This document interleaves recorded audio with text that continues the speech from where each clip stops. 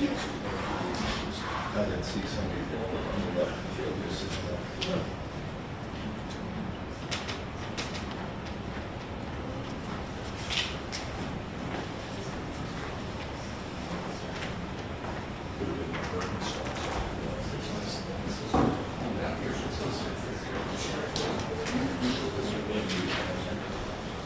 Literally just put it on our toes. And he sent me a text. What's on his radio? Santa's kind of like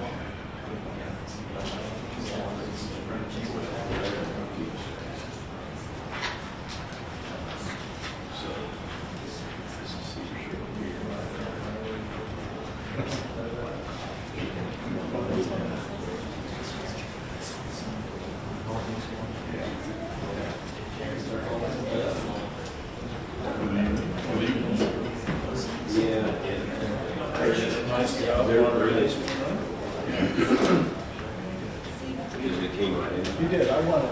Yeah. yeah.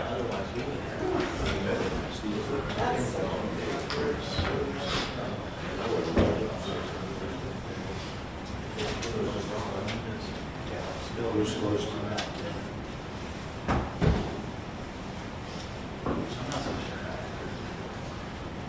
Or survive that. It didn't survive it. It was like 2 places well, so we'll try to get a player. Just how cool with that.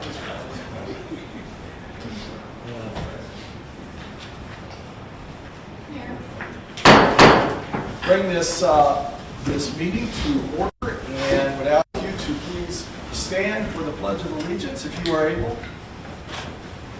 I pledge Allegiance to the flag of the United States of America and to the republic for which it stands, one nation, under God, indivisible, with liberty and justice for all. Thank you very much. Please be seated. Welcome to the City Council meeting of Lindsborg, Kansas, February the 3rd, 2025. And we will turn our attention to item number 3, public input. Is there any public input this evening? No, Mayor. Thank you. Item number 4, amendments to the agenda. There are none. Thank you. And item number 5, the mayor's report. First of all, thank you for everyone who went to Bethany College this evening. First of 3 candidates that will be here to speak to the public. And we're looking forward to that. We understand that they have 3 good candidates and hope that you all be able to attend as many as you are able to. Secondly, J. Allen Richardson. Some of you know him. J. Allen Richardson has his art or his photography up on display at the Smoky Valley Arts and Folk Life Center at 114 South Main. If you know J. Allen Richardson, he's a very talented man. I met him way back when we were on working at some Hillings stuff in 1991. He takes photography. He's just very talented, and I'm just thrilled that he's got his photography hanging up and there on display. So if you get a chance to get over there. Secondly, I guess thirdly, if we consider the third, Ron Michael, who of course is the director of the San Jose Gallery, and he is the 2025 Artist of the Year from the Lindsborg Arts Council. And well deserving, what a great guy he is. He will be recognized at the Art Lovers Affair this Saturday evening from 7 to 9 at the Sunstrom building. So if you haven't bought tickets and you would like to go to that, I think there are still tickets available. Would encourage you to attend that. Fourth item, I several years ago, I was preparing to talk to a group, and so I was doing a little bit of research on Lindsborg, and I found a little site on the internet called Swedes the Way They Were. Had no clue as to who was doing it, what it was about, but I kept finding these things that you could related to the history of this area. And I have run into that several times, and about 2-3 weeks ago, I was doing some research, just some things. I was going to speak to a group the next day, found something, used it, and then the very next day, our chief clerk, our city clerk, sent me a message and said, "There's a package for you here at City Hall." I came down here, and it was a complete package from a woman named Fran Cochran. She has worked on Swedes the Way They Were for the last 13 years, I believe. It's an incredible item. The packet included a table of contents that was like it's 25 pages long. So that's how much information we're talking about here. And I really was impressed. And so I sent her an email, and she responded back and thanked all of the people from the Smoky Valley for all of her work. But we have a proclamation for her, and I'll read some appropriate parts of that this evening for you. It's in recognition and appreciation of Ms. Fran Cochran and her monumental historical work, Swedes the Way They Were. She lives in California, by the way, and her sister is in Florida. And I know that Fran graduated from Bethany College. So, whereas Fran Cochran began an online foundational history study in 2011, and as a research writer and website designer, she's worked diligently expanding and adding topics of interest. And with the support of her sister, Melinda Cochran O'Leary, and leaders across the entire Smoky Valley area, she has gathered and collected articles, photos, and interviews in written, audio, and visual formats. And whereas through her efforts, Swedes the Way They Were has now been expanded to over 335 sections and has become a virtual encyclopedia of significant value for current and future generations. Whereas the first Swedish delegation to the Smoky Valley arrived in February of 1868, soon to be followed by 110 immigrants from Sweden. Now, therefore, as mayor, I proclaim February 13th as a day of recognition and appreciation of Ms. Fran Cochran and Swedes the Way They Were. Throughout the city of Lindsborg, we commend this observance to all of our citizens. And so I just want to thank these two ladies and all of the people. They made sure they wanted me to thank all of the people who helped her. This is a labor of love, and it's just an incredible amount of information. I encourage you to take a look at it. And she sent information to the library, to Bethany Home, and the San Jose Gallery, and Old Mill, and so it's really quite a deal. So we appreciate her and all of her efforts. I have to tell you that I just got here and I told our clerk, I said, get some different ones because I had 105 immigrants, and I got on the site and saw it was actually 110. So we got 110 immigrants from Sweden. So anyway, all of our, let's applaud J. Allen Richardson and Ron Michaels and Fran Cochran.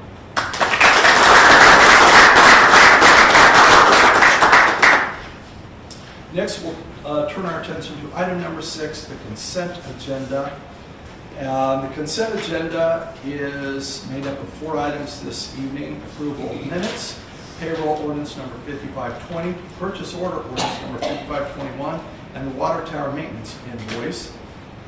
These items are routine and enacted by one motion. There will be no separate discussion unless a council member so requests. Is there a motion to pass the consent agenda? So, Second. we have a motion and a second. Questions on the motion? Seeing no questions, we'll have our city clerk please call roll. Councilmembers Corwin. Yes. Presley. Yes. Eagle. Yes. Smith. Yes. Peterson. Yes. Mayorly. Yes. Swanson. Yes. Motion is approved. Thank you, council. Thank you, Roxy. Next item is item number 7, which is an informational hearing.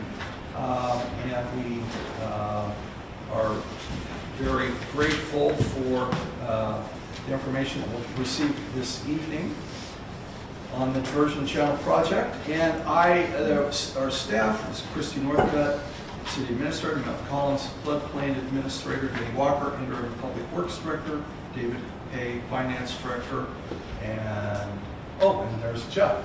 I guess he's going to just start. Thank you. He rescheduled to be here a little bit later so that we would not have something conflicting with Bethany College event this evening. So thank you, Jeff. Absolutely, not a problem. Yes, and so I'm here to, I know you've talked through in several different occasions the Diversion Channel project. I'm here to kind of present a little bit of an update or a summary, I guess, of the timeline of some different events that have tied to that channel through the history of the project. And then I'm really here to answer questions and just dialogue with you a little bit to help provide some clarity, some understanding of the project, and make sure that you're fully aware of the background and what we've done with this project to put it together.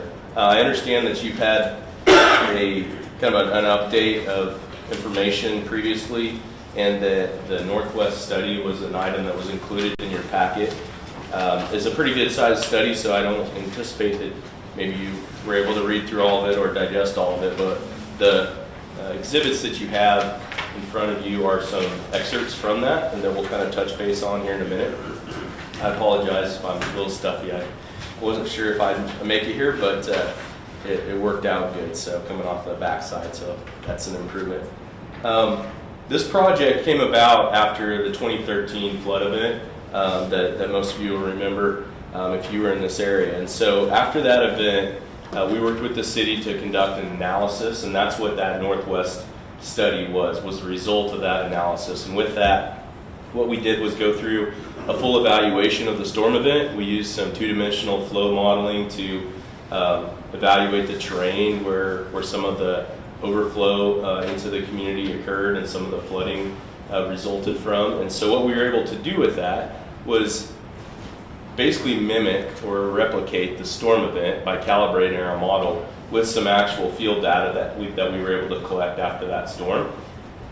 And we used that then to run some simulated flows through that. And what those simulated flows are what would be predicted for, say, a 25-year or 100-year storm event. That would be kind of a standard approach. A lot of times when storms happen, they don't happen in the same effect or the same dynamics that some of the simulated storms are. And so we wanted to compare those two. And so the first exhibit is the graph that you have in front of you. And so that graph, what that's showing is the rainfall. And a hyetograph is a rainfall diagram. And so basically, that solid red line is how we were able to evaluate rainfall that fell in the storm of 2013. And that was based on several rain gauges in the area that we were able to access data from, and some satellite imagery for rainfall intensities as well. So we were able to give it kind of our best projection of what the rainfall was during that storm event. The dashed lines are what would be simulated rainfall storm events, and those dashed lines are 6-hour duration storm events, and so that means that the storm is broken down on different rainfall intensities over a 6-hour time frame. The other two solid lines are the yellow and green. Those are the 24-hour storm event. And this is important because this is the storm event that FEMA utilizes when they evaluate flood mapping and look at protection levels for flooding processes.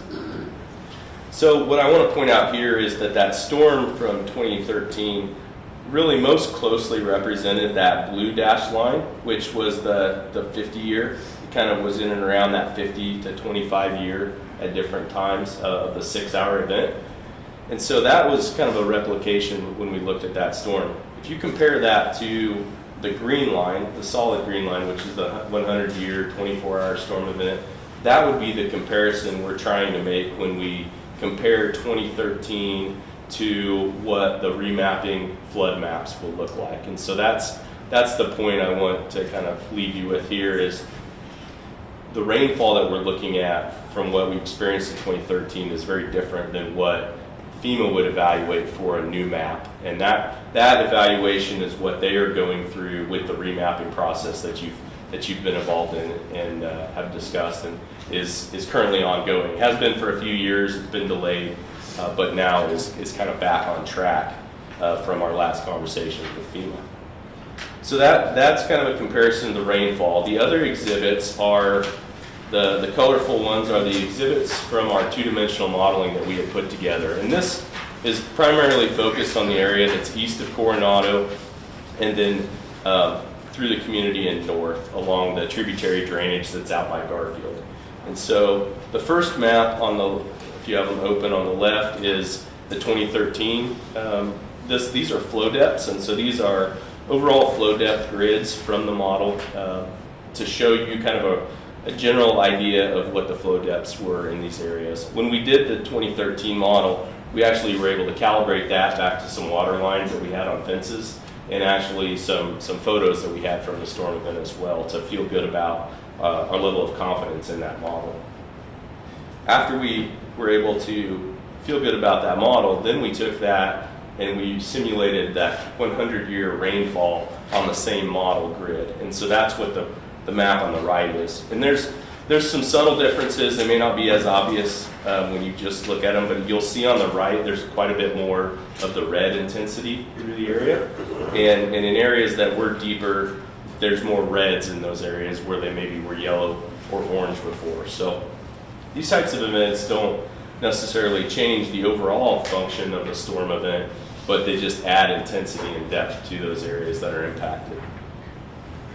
And then the last map here is the back one, which is the proposed condition that we put together when we ran that, when we did that study. And this included improvements west of Coronado. It included an upgrade to the diversion channel, which would route some of that flow south to the Smoky.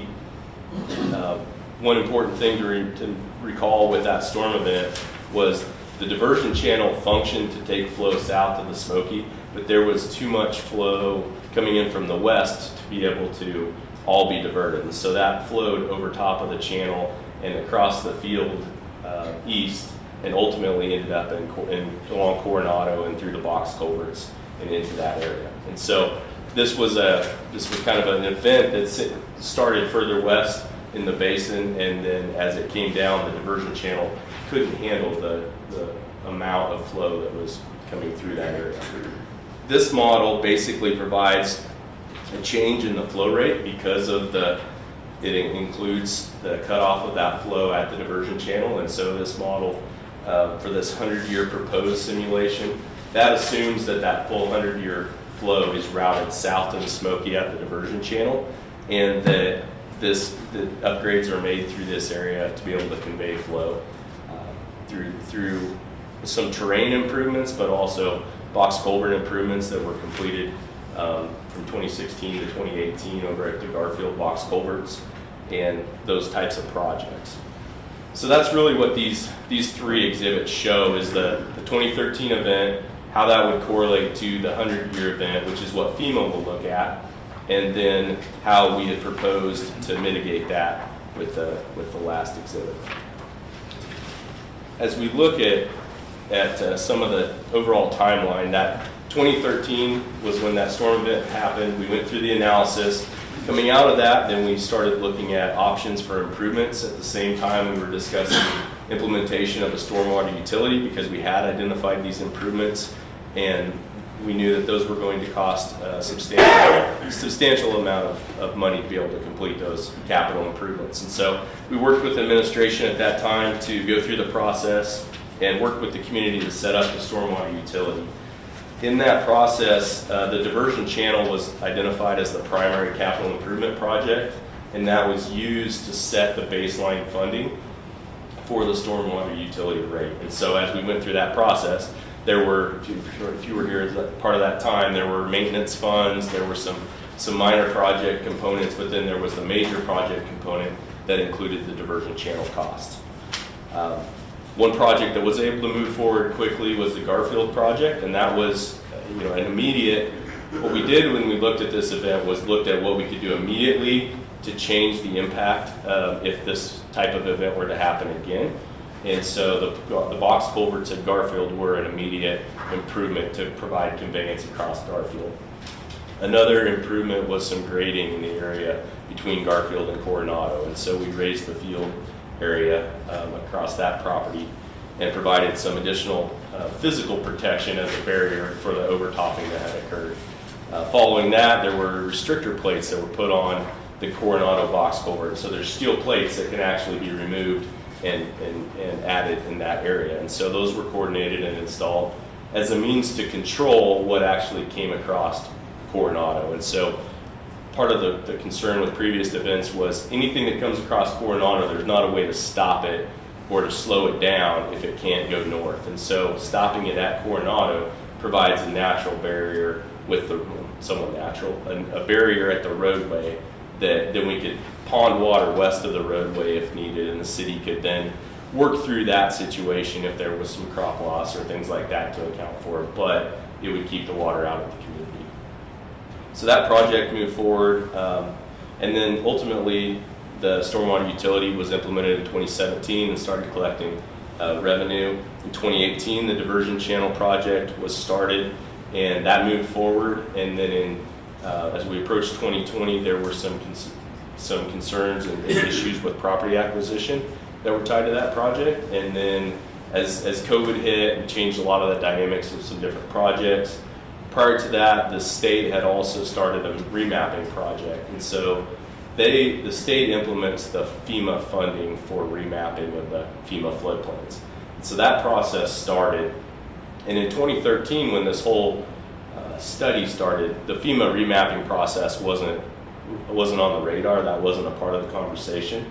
There was a minor floodplain through town, or a floodplain through town, and a minor floodplain kind of shown in an old map in part of the area over by Garfield. But beyond that, they had not accounted for other flooding in other areas. And so with the triggering of the FEMA remapping process, what that did was that brought into play the events of the 2013 storm and brought focus on that storm event and how the area performed. And so the remapping process then carries forward, and what that does is it does identify floodplains that both take into account events that have happened. Also, it takes into account that increase from the 2013 storm to the 100-year flood level, and shows what that floodplain would look like. So there's kind of an escalation that happens there as well. So this all ended up coinciding and moving forward in about the same times, really. And so as part of that diversion channel project, the state was willing to kind of slow their remapping process with the understanding that we would be able to move forward on the diversion channel project. When COVID hit, things just didn't work out that same way, and as I mentioned, the property owner discussions. And so the state ultimately, they paused several of their remapping projects, and this was one of them, and they've since restarted it. In that same time frame, post-COVID, kind of the refocus was more on Cow Creek as a project to improve Cow Creek through town and provide maintenance on that channel. And so that shifted the focus from the diversion channel to Cow Creek, and with the remapping process paused, that kind of took some of the pressure off that as well. Cow Creek has moved forward. First phase of that is complete and was paid for out of the stormwater utility fund, and that was paid fully in cash, I believe, from the stormwater utility fund. And then the FEMA remapping process has restarted. So where we sit right now, FEMA has restarted the mapping process. The diversion channel project is 90% complete from a design perspective. It needs to go through some final permitting and some final coordination with FEMA and their mapping consultant to reconcile the last 5 years worth of modeling that they've done and some just variations in how they've approached the project. But in our December update from the state in their mapping process, what we found out is there was roughly an 18-month window is what we were understanding. I've reached out for some clarification on the exact window timelines, but as they restart that process, that provides time for a project to basically move forward. And if a project is constructed before FEMA moves their maps to the final stage, you can file an appeal, and they will consider what's been done, and they will look at that. And they don't like to implement that type of change so late in their mapping process, but the alternative is to do a post-construction letter of map revision, which essentially does the same thing, but kind of makes the paper trail a little bit more messy on the FEMA side. And so you move forward with the project, then there's a window of opportunity there to be able to potentially have a project complete in the next year to 14 months and be able to meet that appeal period. If it doesn't meet the appeal period, then the alternative is to go through a LOMR process, which is a letter of map revision process, and that basically is really a lot of the same. It's just kind of puts more of the onus of the project back on the community to provide all the floodplain mapping information, and FEMA will review it and they'll say, yeah, we agree, go build your project, and it will change your floodplains. You'll build the project and you come back to them with as-built and a final letter of map revision, and it'll say, okay, we agree, it changed your floodplains and improved things, and you can, we'll go ahead and implement that, and we'll remove people from the floodplain.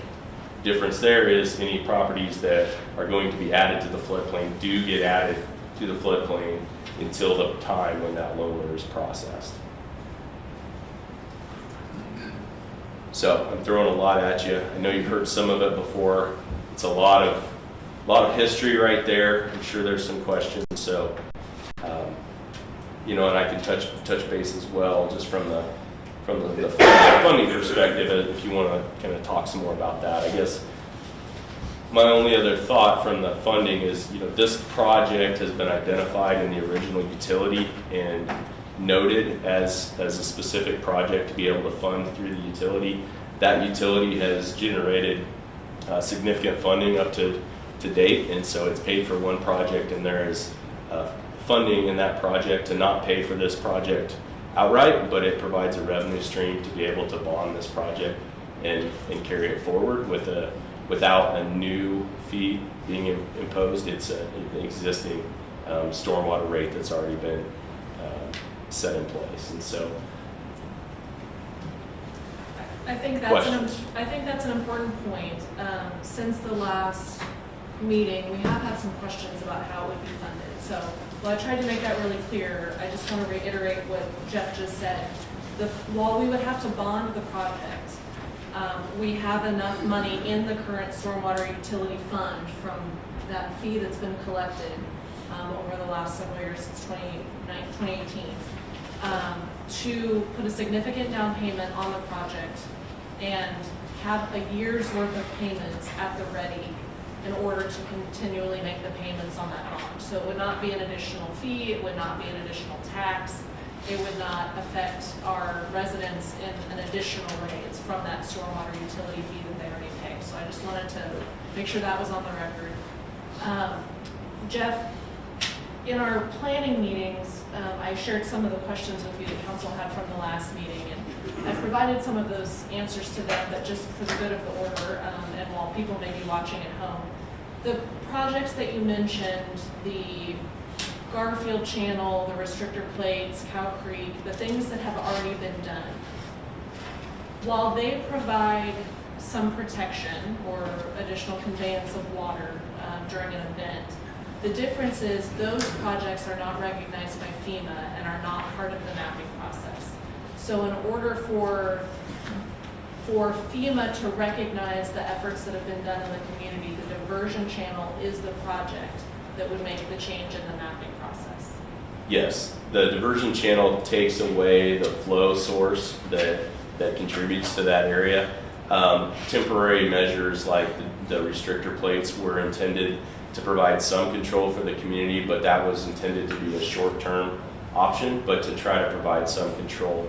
The box culvert improvements at Garfield provided additional conveyance, but that was not enough conveyance in general to support the flow that does come across in that 100-year storm event. So there are incremental improvements. And so I could stand here and say very confidently that there has been significant improvement to the flood protection for the community since the 2013 event.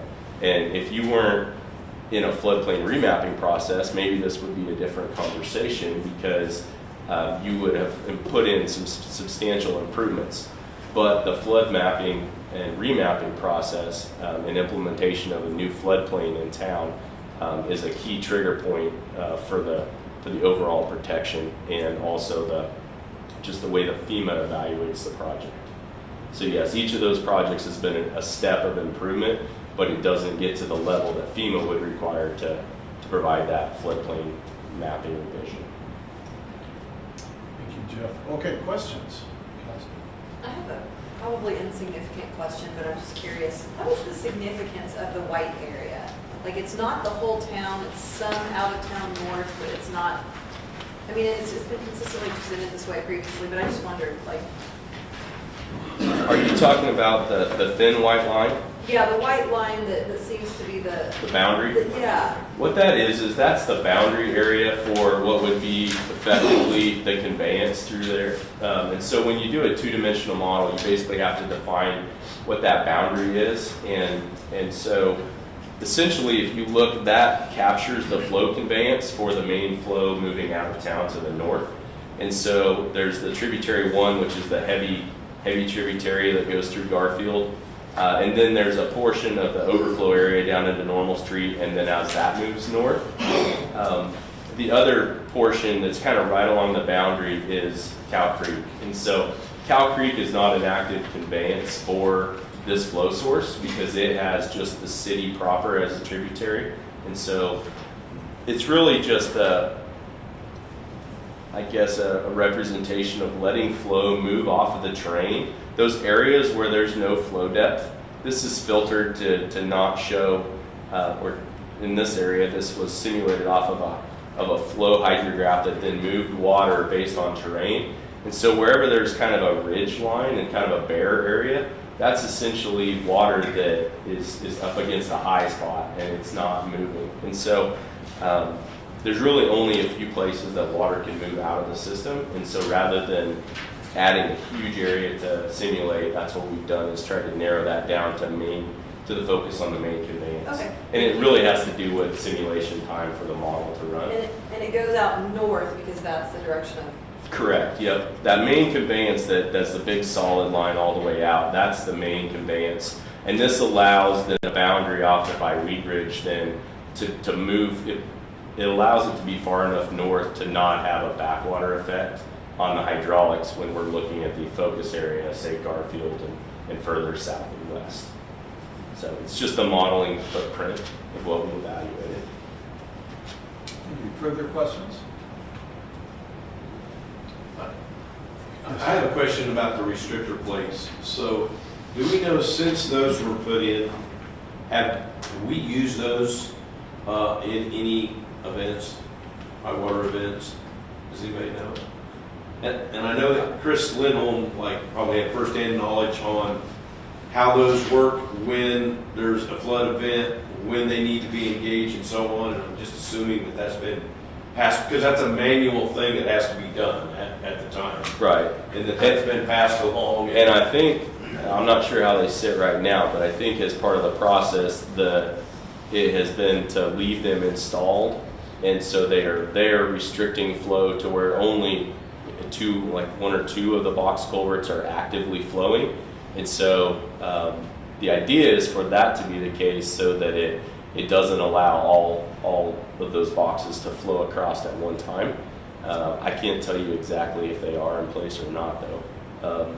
And I thought that Chris had been out there at least in one or two circumstances to pull them out when water has gotten high. And so it's kind of a balance of observing and looking at the field, any fields that may be planted on the backside of those so that they could be opened and drain off. And part of that might be they remain closed for the first night or something, but then once the rest of the water has drained off downstream, then opening them up to be able to let the fields drain off more quickly. but not put all that flow into the system as it goes through town. But I don't know exactly the specific events or anything. I've not been told that there was any changes to them. Once they were in place, I've not been told that they have been moved at all since they were put in place. Just to get a better understanding of that then. So in reality, the restrictor plates are already restricted. And if we were to adjust them, would be the opposite, would be too much water's backing up, so we open them, not close them. Correct. Okay, Yeah. in my mind, it's just the opposite Me this whole too. time.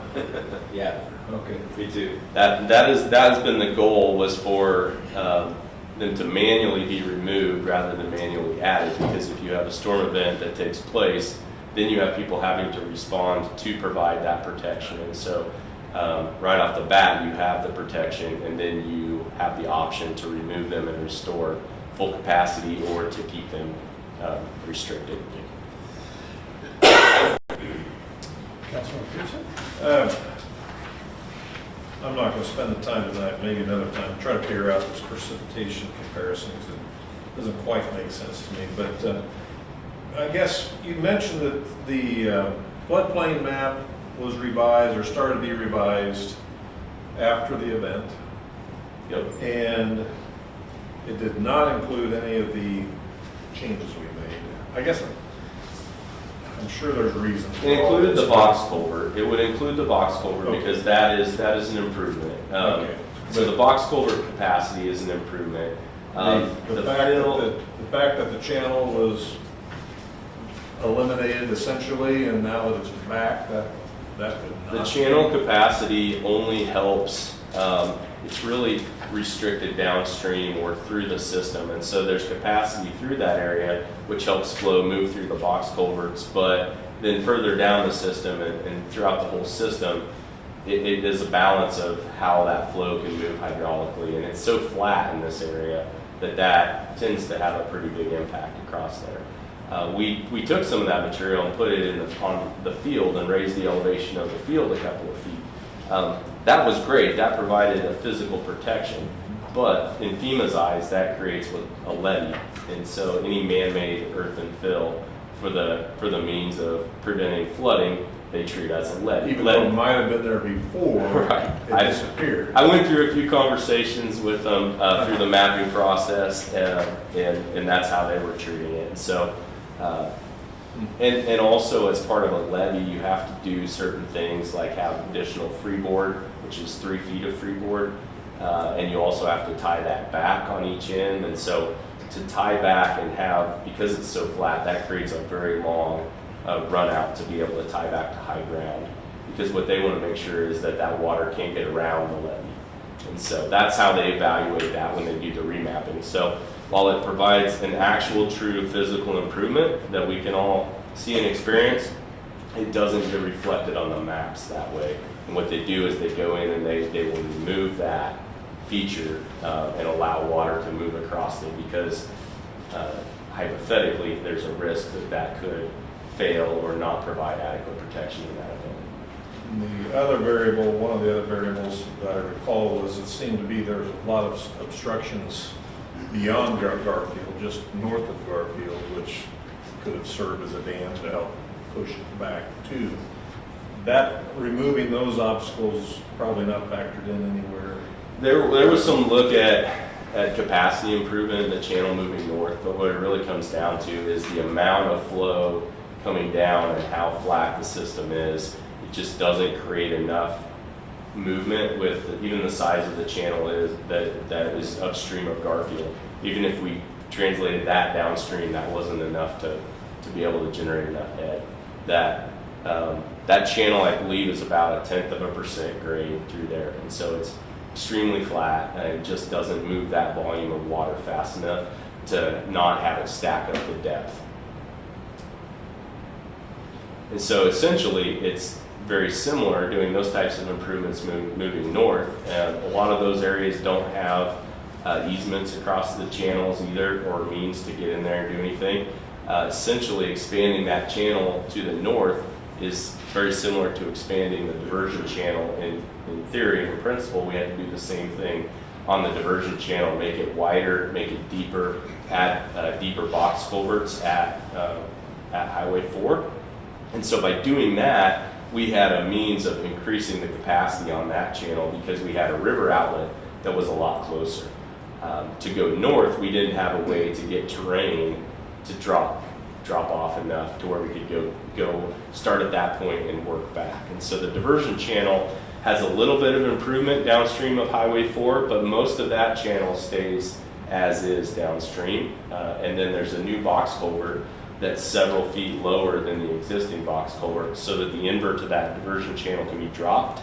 And then that allows us to have some grade all the way back, the mile to the north to help with the capacity on that channel. So. Back on that then, one of the questions I've had from those who pay attention was the cost. And the question is what's driving the seemingly high cost of the channel out west?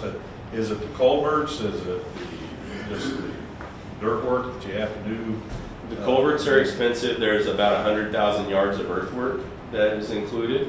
And so the high cost, it wasn't as high as when the project started, but there was a lot of cost inflation through COVID. And some of that stabilized, but some of it hasn't. So it just depends on what the pricing is that we'll be able to get for a project. But the box culverts are an expensive part of it, but you have a significant amount of earthwork that's there. And that's been one of the items that we have worked on with the easement component was there have been discussions through the easements to be able to excavate that material from the channel with the idea of using a scraper process, which is the more cost-effective process, and be able to use that material to fill on the east side of the channel, essentially creating that man-made fill barrier, but it's not a levee because we're not putting water against it. We've designed the channel so the water surface is at the ground level, and then that fill area is east of there, so it provides a physical improvement and a secondary barrier, even though FEMA won't count it.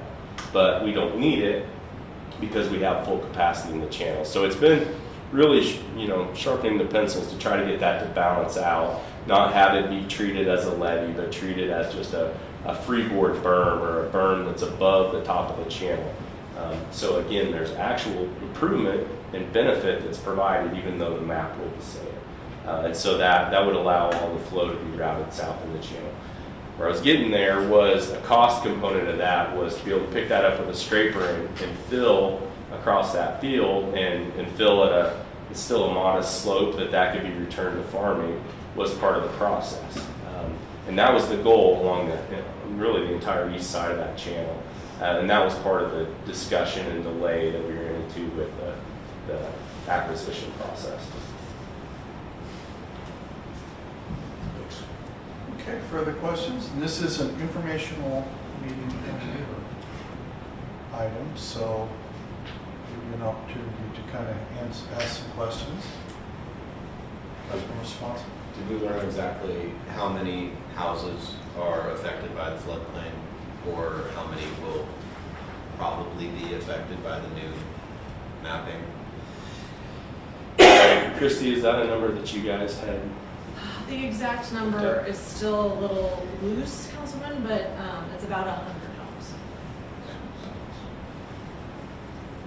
There are 1,400 houses-ish. Rooftops.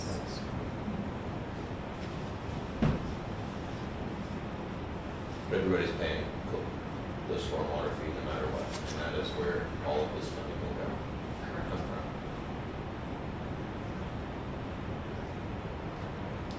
That's the only pushback I've heard from anybody in town is that, well, if it's 100 houses, 200 houses, why does the rest of the town have to help pay for it? So I think thanks for clearing that up, that it comes from the stormwater fund. I think, that we've heard that feedback as well. Like, if it's just the 100 homes, why is everyone paying for it?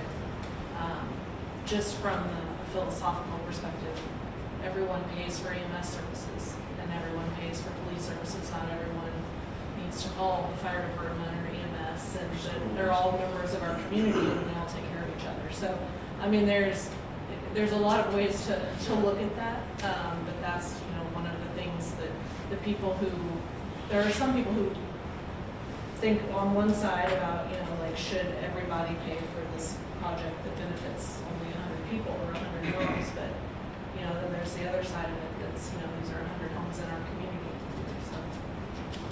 Yeah. It's different perspectives. So that's the main concern that I've heard from anybody. And I think part of the history is this was really brought to light with that storm event in 2013 as a major, you know, trigger point, I guess, or catalyst for drawing attention to the risk in a lot of those areas. The floodplain map is, you know, followed that process, and I don't know what exactly was part of that decision, but this is an area that was previously there was a floodplain map through part of this.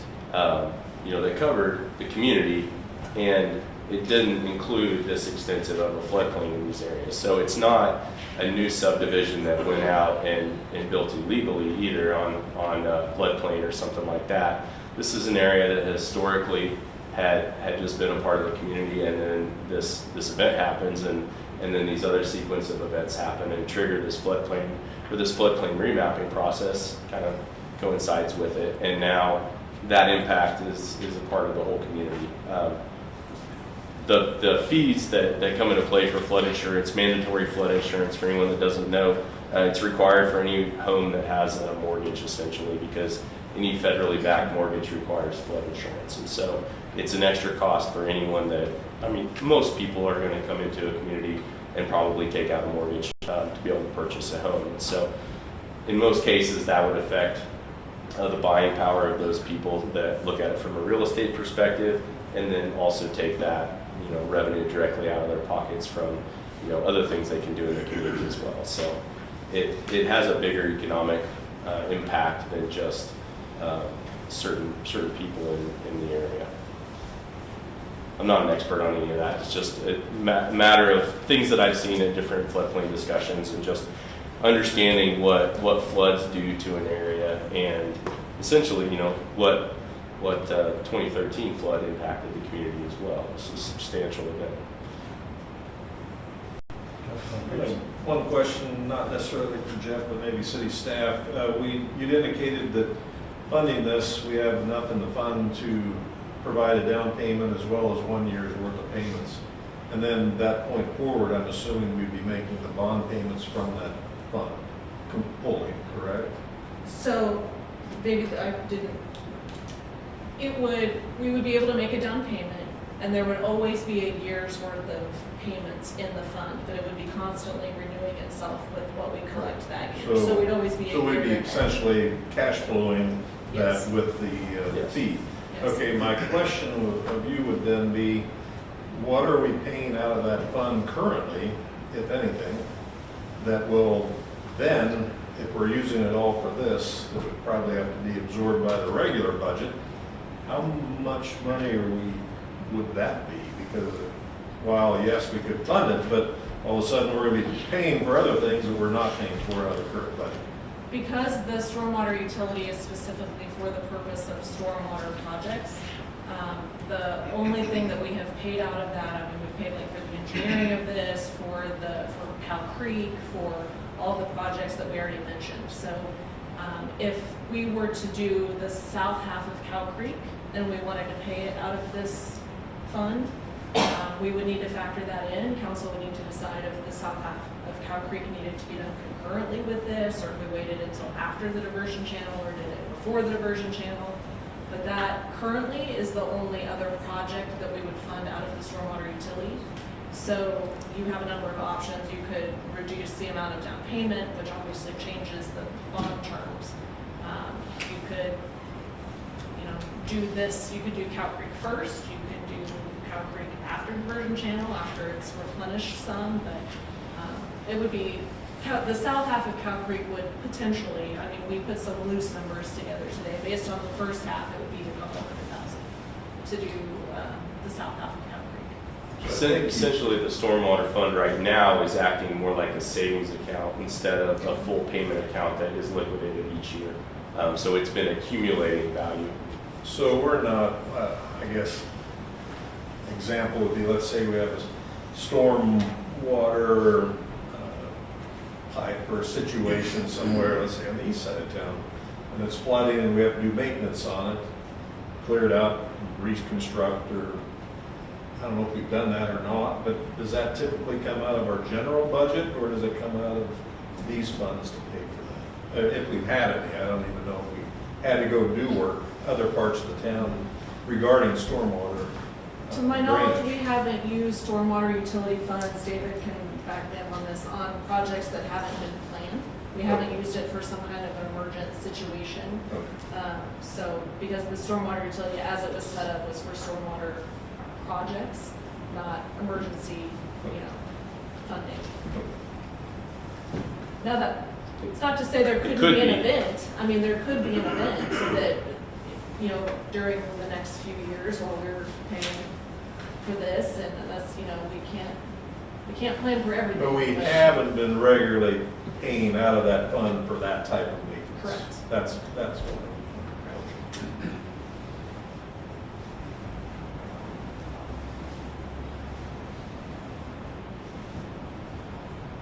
Jeff, I want to, is this, I get that we would not want to change a plan now, but was there some other way that this could have been done? Or is that the only way we could, only project that could be built that would protect the town? When we looked at the project in general, there was a couple of things. We looked at some expanded detention west of Coronado. That became extremely costly because essentially you're excavating detention volume for that size of storm event on a 1-to-1 ratio of having to dig out every cubic yard that you're going to store, and so that's not a very cost-effective approach, and just the footprint of the land that would take was substantial as well. And so in the study, we had looked at that as an option, included some temporary detention with the restrictor plates because of that option. But really it was, the terrain focused back on the diversion channel that was in place and was constructed already. It just didn't have the capacity for what would be required for the 100-year event. As I mentioned, to try to go north, we did look at options to try to expand channel north of town, but there was some significant property owner concerns in that area, and also just general capacity and the lack of any existing easements for the channel through those properties. Essentially, the channel just flows through a series of fields and is more open through that area. And so what we really focused on was cutting off that flow at the existing channel before it got to the community, rather than trying to manage it through and away from the community to try to mitigate that risk before it even got to town. And so that became the goal. And then, hopefully that, if there's any other improvements in the future or expansion, growth, different things like that, I know all of that was on the radar at that time as well. And so that essentially provides an area that cuts flow off west of town and then shields the west side of the community then from that flow, and allows other things to take place in the future. Closer we let it in, the more it's difficult to push it away or do anything with it. Thank you, Jeff. The other thing that I noted that I found interesting was that original diversion channel was built in the 70s. So that was before my time, probably before yours. And but I'm assuming that was the thought at that time in the 70s, is the way to eliminate or reduce flooding in the town was to get that water to go that direction. And now it's just a matter of dredging that out and continuing with kind of studies that were done even back then. That's my thought, and we didn't find any documentation on the design of it. We found the plans, but not any substantial understanding of what the design process was. It looked like, maybe it was more of the, I hesitate to say, but maybe more of like the 25-year level, but it could have been evaluated differently, and storms changed throughout the process too. So I don't want to tie a number to it specifically because I don't have any of the data that was put together for it. But it served its purpose for a lot of years, and you know, to my knowledge, there wasn't any issues with it until that event in 2013 from a capacity standpoint. Just the perception, I don't know if it's a reality, but the perception back in the 70s, which I was here at the time, thanks, was that it would alleviate the flooding potential along Cow Creek, because at that time, Cow Creek was always the worry of our community that was going to be the source of flooding. And I remember back then that was the talk. Now, if that was the engineering talk, I don't know. And that can happen if the flow crosses into town further south. And so there's a couple of things now in place. One is there's the protection around around the sinkhole out there, and that kind of that slough area that's in place that helps collect that water and focus it across through the box culvert, and then that diversions through there as well. And so the terrain really didn't seem to, and I don't know what function Coronado had at that point, but the flow that overtopped in 2013, it was at the north end of that channel. And so that came down that other tributary. There was areas that are flat enough on that south end that can kind of contribute to town. There's enough barriers in place that's kind of helped with that overall.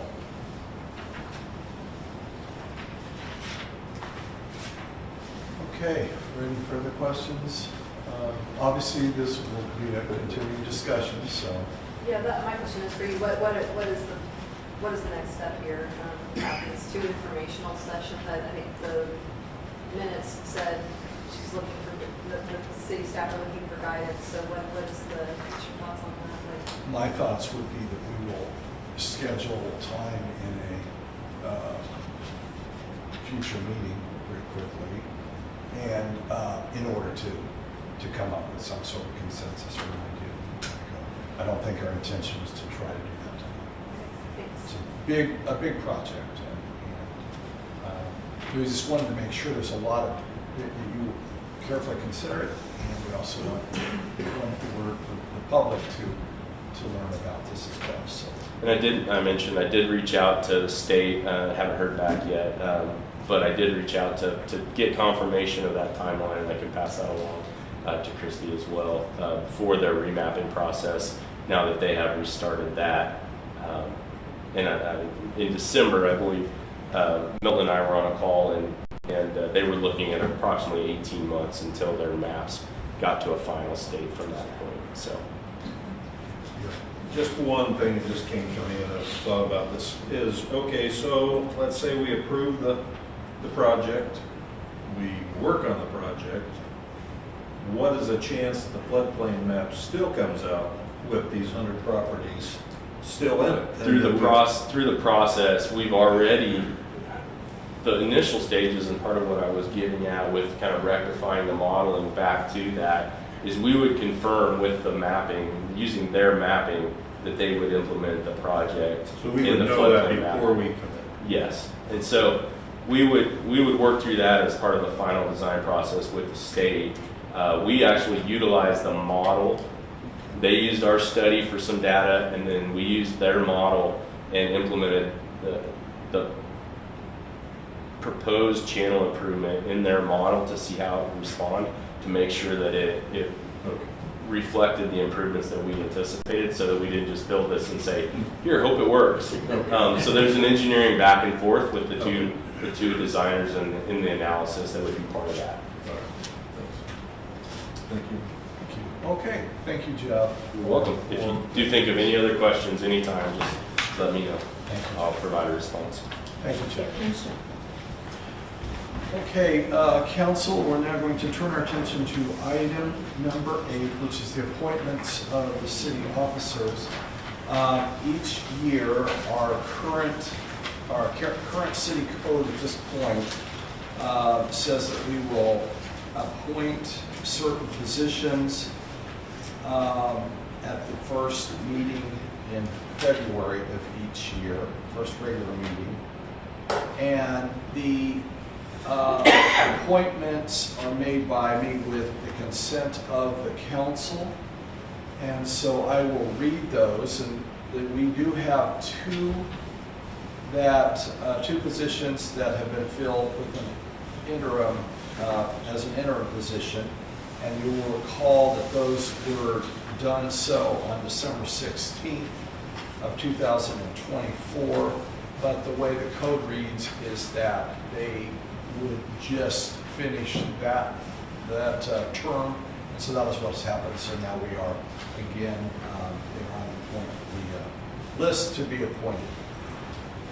So the following are recommended for appointment: City Administrator Christy Northcutt, City Treasurer David Hay, Fire Chief Matt Clark, Chief of Police Public Safety Director Terry Reed as interim, Public Works Director Denny Walker as interim, Municipal Judge Gary Price, City Clerk Roxy Shugren, City Attorney Zachary Strella, Parks Director Noah Flores, Recreation Director Lauren Doak.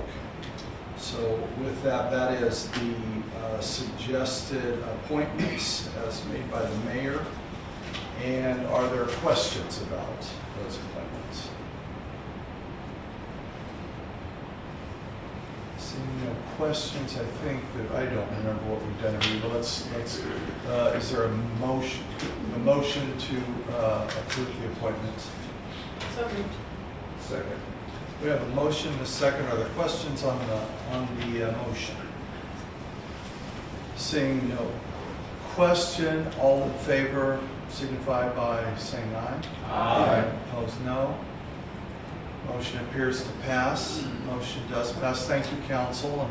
And we want to thank all of our leaders of the city and for your diligent work, and we appreciate your efforts.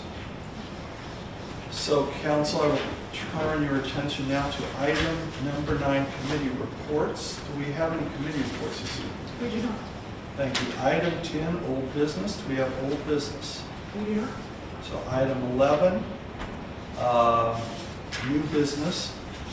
I was going to tell Jeff. He had to leave. I was going to tell Jeff, this is going smoothly after he got done. Item 11, new business, which is, we'll turn your attention to A, workers' compensation insurance. And I will recognize David Hay, our finance director and treasurer.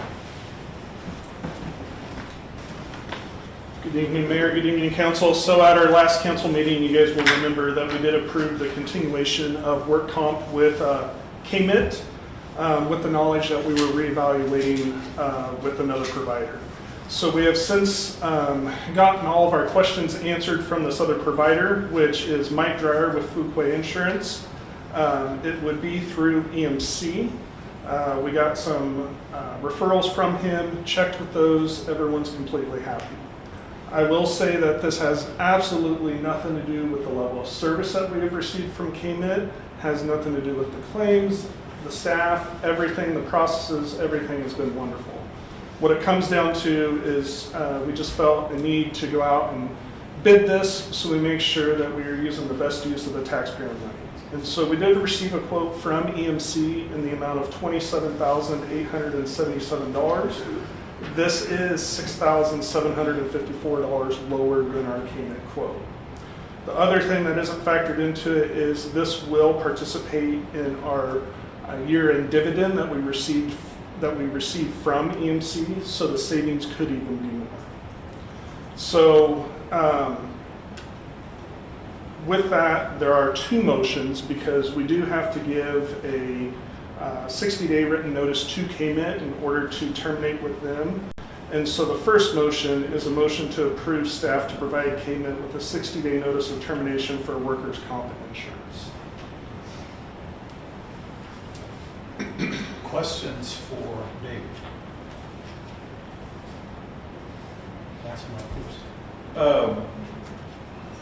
I've been out of this too long, I don't remember, but one of the concerns with shopping insurance is companies will oftentimes give you a pretty good rate to get you in the door, and then next year it looks a lot different. So, or Some companies handle claims experience a little different. Some are willing to work with you a little more to make sure you keep those rates, or the experience rates low. I know that we talked about this at the last meeting, that once you get out of KMIT, there's a waiting period before you get back in, correct?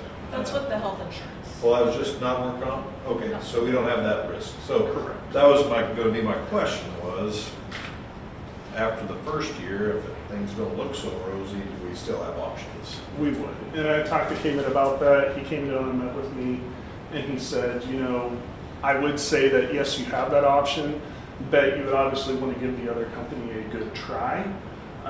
And so he said, I would expect 2 to 3 years down the road if you're not happy to come back. But again, we do have that option to definitely go back to them at any time. That was very diplomatic. Yeah. Further questions, council? Okay, David, did you have some more you want to say? Or There's just the second motion. recommendation? Yeah. Second recommendation is to approve the as City of Lindsborg Workers' Compensation Insurance Provider at a cost of $27,877 in 2025. Questions for David on that portion of this? Peterson? Sorry, you just said that we would participate in a dividend program. The $10,000 that's here, what was that? So that was our dividend from last year. So From we use KMIT? we use EMC for our insurance for our vehicles, for liability, and then for our buildings. And so that was EMC's last year's dividend for that portion. So this would just be in addition to. It would be another factor. And then do we receive dividends from the KMIT program? We do not. Further questions?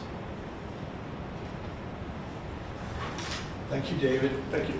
Council, you have heard the two recommendations. I believe we will take those separately.